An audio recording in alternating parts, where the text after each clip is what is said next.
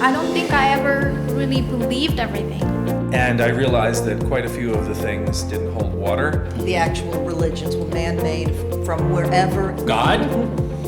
Who's God? What's God? I think that skepticism really is the first step. Scientific zest and zeal for the real world. That was it. I was an atheist from then on. Telling me, giving me permission and encouraging me to, in his words, skeptically interrogate the universe.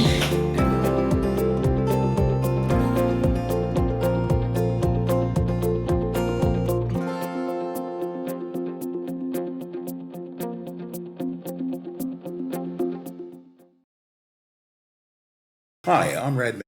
Hi, I'm Susan, and this is our guest, Lee Moore, who will tell us how he got on the road to atheism. Hi, Rad and Susan. Hi. Welcome to the show. Well, thank you for having me. Okay. So, as I understand, you were born in the South. Yes, it's this crazy place, and they all really love their Jesus down there. Yes, so we've heard.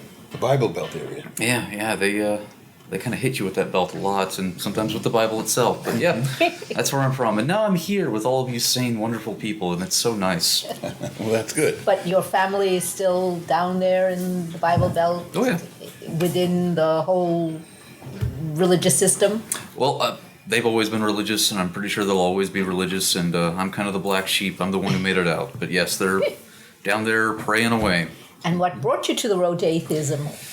Oh, that's a long story. Well, we have time. Well, I like to say I was born an atheist, and I'm just too stubborn that I never changed.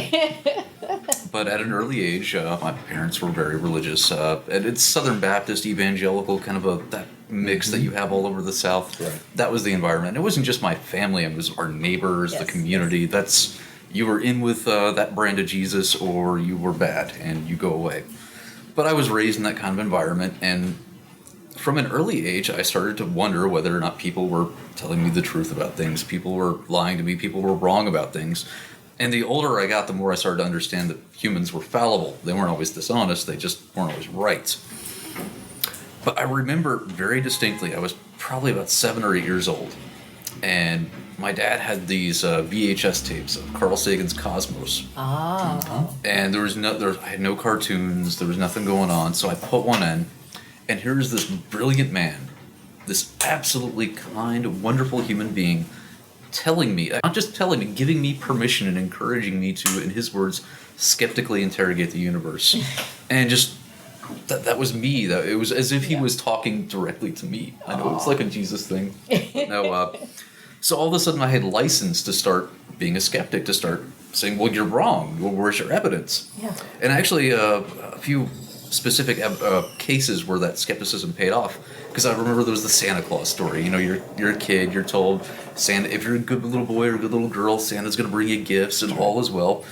And I accepted that premise because there was evidence to support it, because if I was not a terrible human being, on Christmas morning there were gifts for me from this random fat guy in a red suit apparently. Yes. And he had his effigies all over the house around Christmas. So but the day it was a few weeks before Christmas one year, and I was probably like 7 or 8 or 9, and I went into my mother's closet for something, and there I discovered all the toys, all these gifts to Lee from Santa, and I'm like, son of a...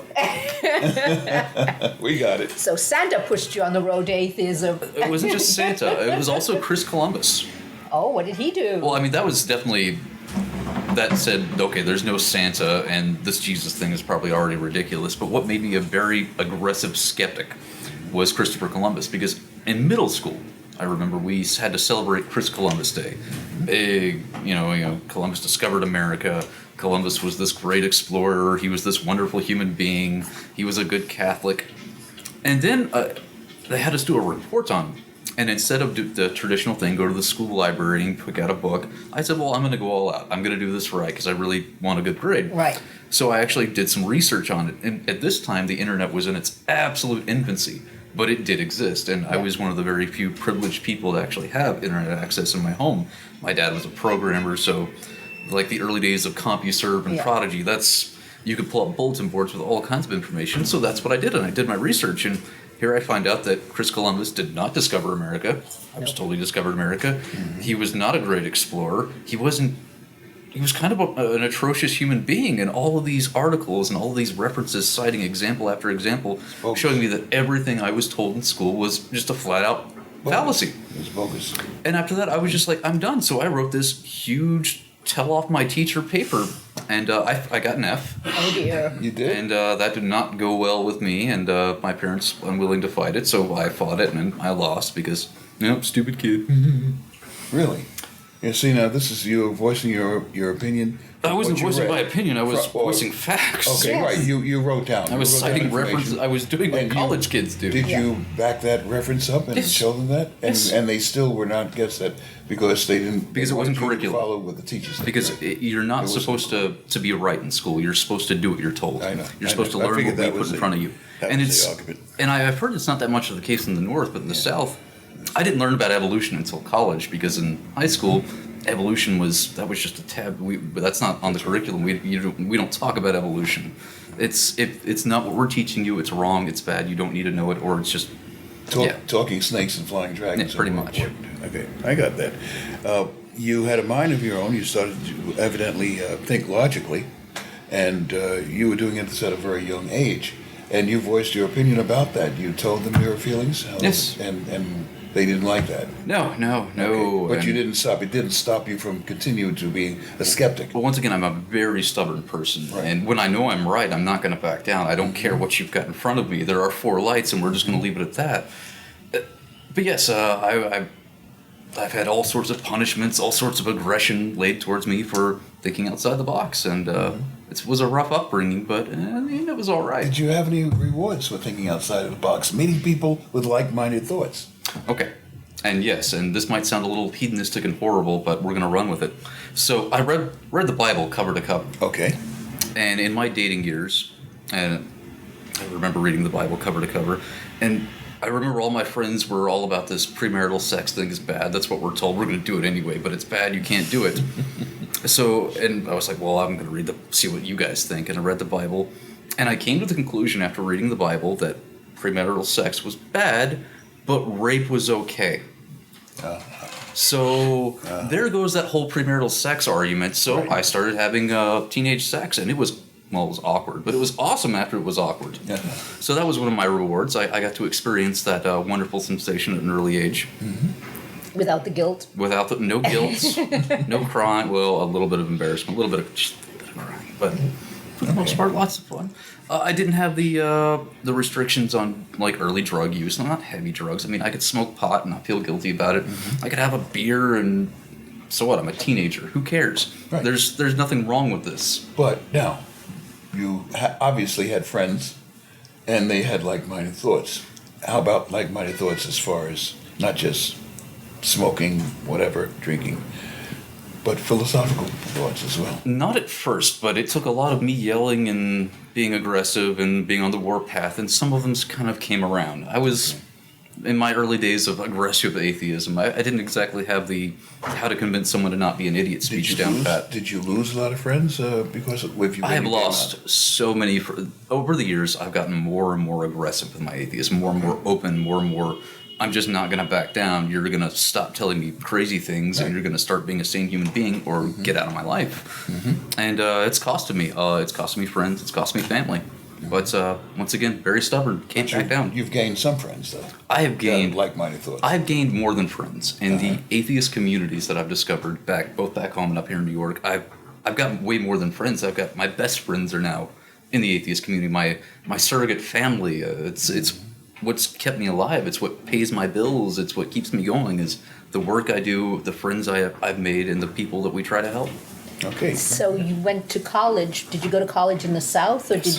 So you were still within the whole civilization of college- religiosity. College in the South, unless we're talking about like Liberty University or Bob Jones University, Yes. those are the crazy exceptions to the rule. The universities down there are just as good, if not better, than the ones up here. Right, they would be open. So you And open. learned to think there, and Yes, they're big on evolution for one thing.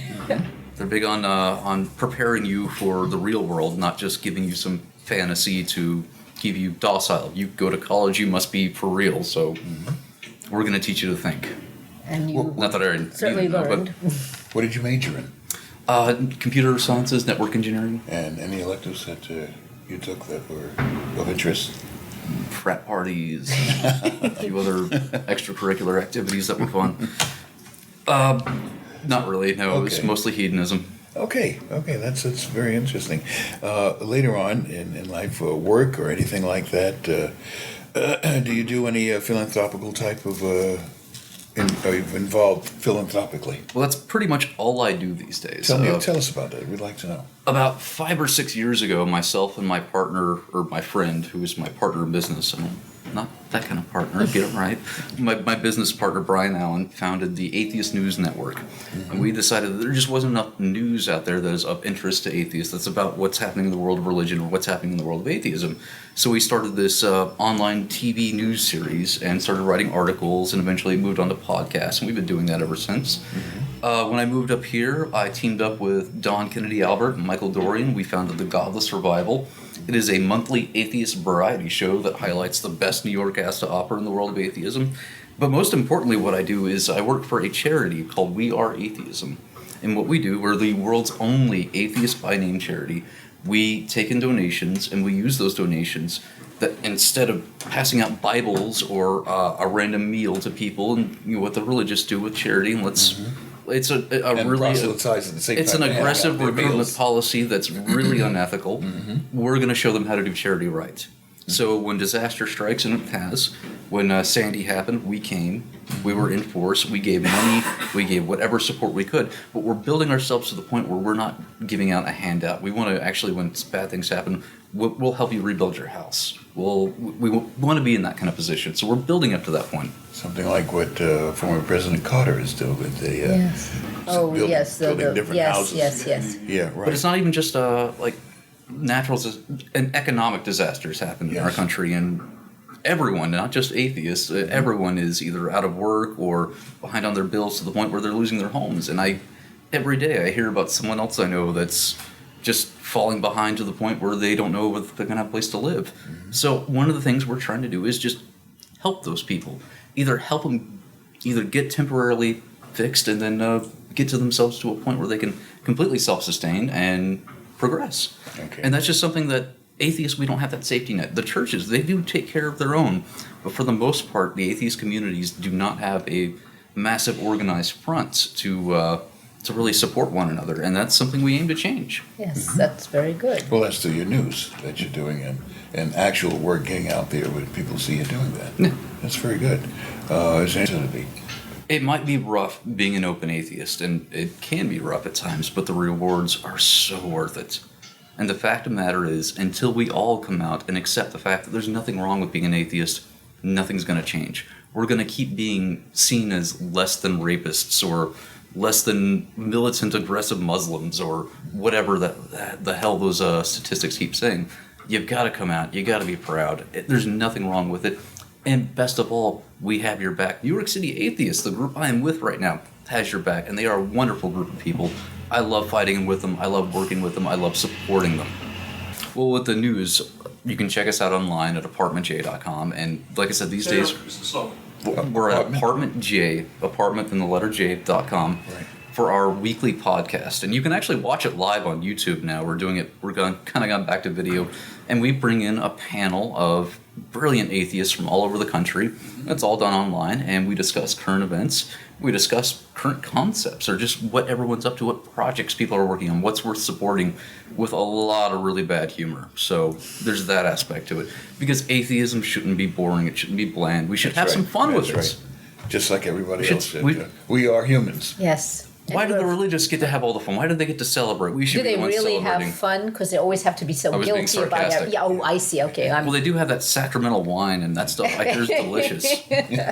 until it turns into the blood of But Jesus. that's the thing is, Okay, so you do the TV, and when do you do this? Is this once a week? Or? it's every Sunday at 9 p.m. You can watch us live or just download the episode. You can listen to us on your commute. And the name of it again is? A News, A News. as in the Atheist News. And the you other can- one, the apartment. Well, that's only one part of that particular branch of A News. We also do news articles. Like, we'll actually draft up articles, and we don't do it very often because a lot of news sites, they just they want content. We want quality.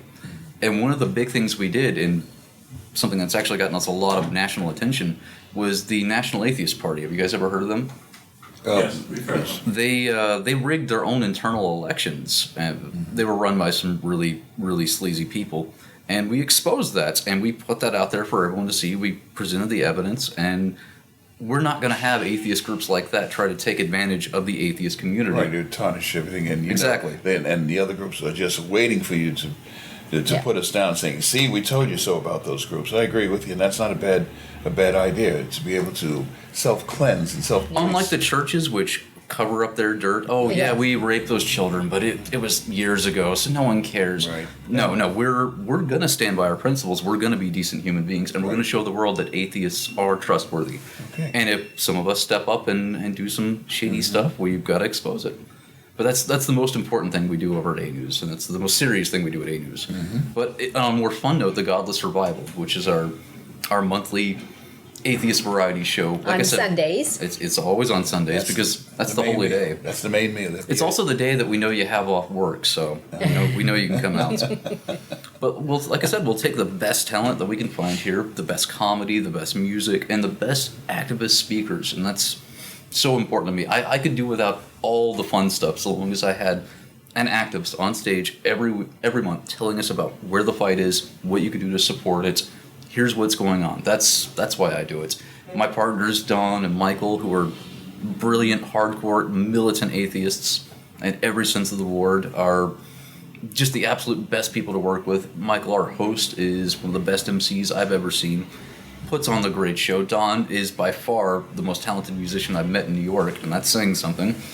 Will entertain you in such a way, and I'll de-baptize you. That's one of the cool things we do. Have you ever been Well, I want to to go through, talk about this baptism. Debaptizing? We don't decircumcising. Well, we can do decircumcisions, but it takes some Play-Doh and it gets real messy. What actually happens when you do that? Well, the baptism ceremony, the actual baptism ceremony where they kind of waterboard you for Jesus, it's not only a joke, it's kind of child abuse, especially if that's done to you as a kid, but that really sticks with people for some reason. Oh, I was baptized, so that's my excuse for not being able to get out of the church. So, in the spirit of how ridiculous the baptism ceremony is, we do the mock debaptism ceremony, where I will put on a silly hat, I will say some magic words, I will get you to declare that you are free from all of these religious dogmas, all of the mindlessness, the problematic factual errors, and are open-minded and ready for some actual reality, ready for some fun. And I always say, and you're now free for sin. And then we give you a shot of tequila and send you on your way. Because that's already a holy water. But that's A better version, too. Yes, yeah, definitely. Oh, that's good. How many people have you done? Let's see, we've been doing that for about 7 months now, and I usually do about 3 to 4 a month, so you do the math. Okay. If you'd like to support the Godless Revival, come on out. We'd like to keep it going, so, when we don't pass around the bucket And because you're- we're not a church. And you're located at?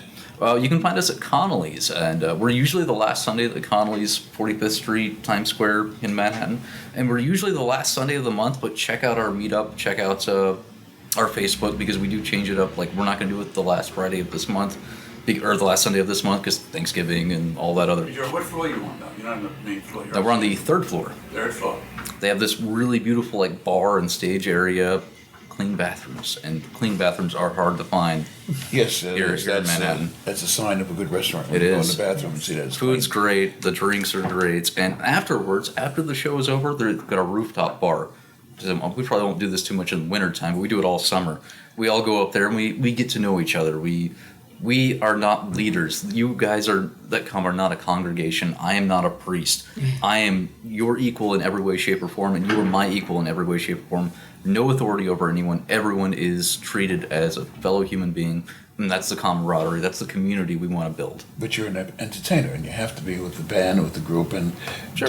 performing. But that doesn't make me any better or any No, it more doesn't. important than anyone else. No, it doesn't. But it certainly opens up their eyes and their ears Yeah. and their brains to think that way. Do you Well, it's belong just- to any other national organization, or is your organization part of an Well, affiliate with another organization? A News is an affiliate of American Atheists, Yes. and they're a Just wanted huge to say. national organization that I do my absolute best to support. And with We Are Atheism, we're definitely allied, and we try our absolute best not to do anything they're doing. We want to fill that niche, and we want to send the hardcore activists to American Atheists. For national stuff, always check out American Atheists. Freedom from Religion, they do a lot of good work, and I do support them quite a bit. Yeah, on radio too. IRS Victory, so more power to them. Other than that, I really don't actually like most of the other groups, but that's another long story. Okay. Anything you want to mention, Zentai? Anything else? You started saying something when Ken got in, but maybe you already asked it. Probably already asked it, but I think it's important to understand that for the people who are listening to and watching this, that there are other organizations that are out there, and wherever you go in the United States, you're going to find. In fact, around the world, you'll find. The United States is really behind some of these other countries that have 98 to 99% don't believe in any theists or any type of deist, as it were. And it's this country, growing. as modern as we are, when Yeah. it comes to weapons, when it comes to military, when it comes to scientific things, we're second on the list of industrial nations, just a little ahead of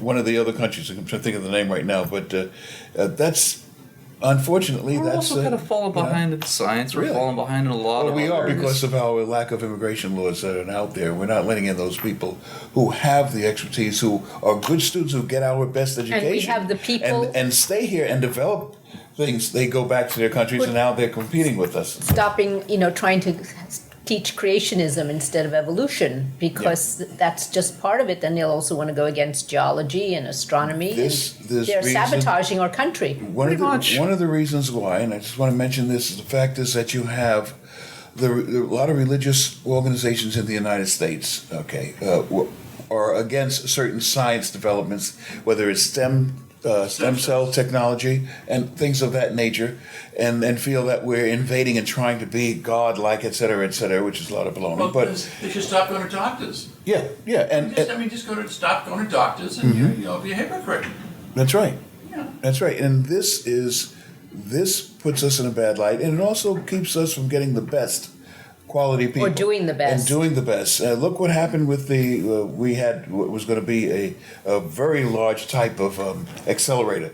Okay, and we gave it up because the politics were involved with that, and it was going to be built in Texas. It was going to be a 20-mile wide ring. So what happened? So it goes over to CERN, and a Large Hadron Collider is developed over there. And who wins all the Nobel Prizes? Yes, they're holding us back. Exactly. We have to beg if we can send some Well, scientists that's over. part of why I do what I do and why I know you guys do it. We're trying to make this country a better place. We're trying to make it more science friendly. We're trying to encourage more scientific thought and development. And That's it's right. so difficult, and we need your help. Yes, this is important, folks. So you have to understand this. There are schools. People in schools are still praying and give you a snide remark or something like that if you don't join in with the group. And you have a lot of organizations, rural organizations that are involved in doing that type of thing. And thank goodness the trial that was held in Pennsylvania turned out in our favor, where science proved itself so. But this is what you have, false science, and you have museums that are being developed and exist. The Creation Museum is just a good example of that. That's, I believe it's in Kentucky, where they believe that dinosaurs were around 6,000 years Well, ago. they think the Flintstones was a documentary. Right, it's unbelievable. That place is a comedy gold It's a mine. comedy gold. It's- Open up the door, and on the right side here, you have an anatomical figure of a T-Rex munching on grass. They have incisors, 6-inch incisors. They don't have molars. They're there to cut and tear into flesh. And yet, here's a little girl putting big eggs inside of not that they're doing, if they have that now, but they had this before, putting big eggs inside of a basket. She would have been lunch meat, and she didn't exist at the time. That's 65 million years ago. Not where it existed, where it started at 4 million years ago. Seriously, This they is the put type of saddles problem. on stegosauruses. Yes. I got to jump on one and got kicked out for it, but it's... This is our country. This is where you have problems in teaching, and a lot of science teachers. And this is very important. A lot of science teachers. You say this is are our country, but that's not our country. Yeah, it isn't. It really isn't. But this New York is what's is its you guys have this own unique, amazing like collection. You're fine up here in New York. You've got the science going. I mean, yes, there are some problems. Rural areas. Compared to what I'm used to, though, this place is a paradise because the majority here, will fight for science education. Will fight for sanity. Where I'm from, the Republicans control the House, the Senate, the governorship. They tried to make Christianity the official legal state religion. It wasn't until one of them, who was actually halfway decent, said, "Guys, come on, that's a little excessive." Well, it's still trying in Texas. Yeah, but they'll have the same result. But my home state actually put a ban on science in the form of climate studies. They said we're just not going to listen to any. And we're going to compete against other countries who are not being held back in science and technology, and we're going to fall behind. One of the biggest hot stories of books happens to be Texas, where they make decisions as far as who and what is going to be inside the textbooks, and that goes all across the United States. That is always an issue. And it's a big issue. It's a big issue. That they are one of the biggest, along with California, and yet there you have a rural board of. One is a dentist, the other person, and he doesn't even know what he's talking about. Yeah. And you have a couple of people on there from rural districts making that type of decision as to what is acceptable and what is not. Although we do fight back on that, we won every time. Of course we do. But that fight may not always continue to win. But you have to be alert. You have to be vigilant. You have to keep alert. You have to watch what's going on. This is true with everything. Anytime you see something like that, you should report it. And one of the reasons why maybe we're not liked so much is that we'll get out there and publicly and legally back you up when we think there's a right. And there is hope, though, because the millennials are fighting and starting to reject religion. In droves. And in various colleges, you have atheist groups developing. Or secular groups developing. Thanks for the internet.